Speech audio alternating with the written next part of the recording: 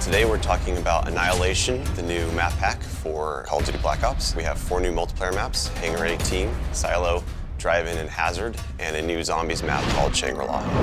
Hangar 18 is based in the highly controversial Area 51, and it has a lot of Easter eggs that play up the conspiracy theory aspect. Hangar 18 is a medium-sized map. It has a pretty classic multiplayer gameplay structure. All the paths lead through and around the hangar. It kind of caters for all game types. You've got your close quarters going through the hangar. You've also got some sniper points as well. Strategically, you want to hold down the hangar. If you can work with your teammates to really control the 4 main flow points, then you're going to dominate the map.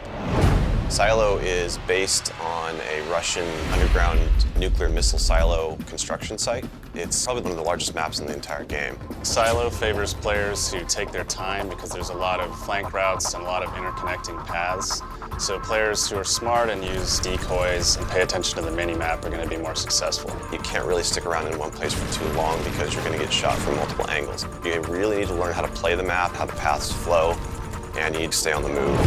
Nuketown was a really hugely successful and popular map with Black Ops, and we wanted to do another map in the DLC that kind of emulates that style of gameplay. Drive-In's a fairly small map, but it does have a variation of battles. You've got the wide open area in the middle, the actual Drive-In itself, but then you do have close quarter battles down the side. So Hazard was inspired by one of our World at War maps called Cliffside, but it's a complete reimagining of it.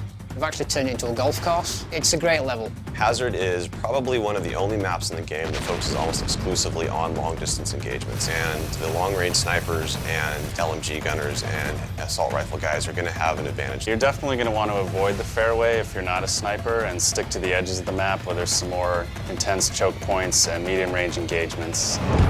The story in Shangri-La is shrouded in mystery. I love to leave it up to the fans to derive their own ideas from it and also discover the facts that we put in there. I hope they really get the sense that we've taken this to just a whole nother level with the new weapons, the new environment, the new ways of getting around the map and things like that. There's a lot of holding areas, escape hatches, and things that let you get out at the last minute, which is a contrast to Call of the Dead, where it was a very wide open map. This is a much tighter map. Don't hold out too long. If things look like they're getting rough, get out of there.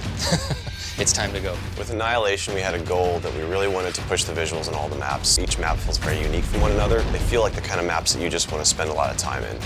Annihilation hits Xbox Live Marketplace on June 28th.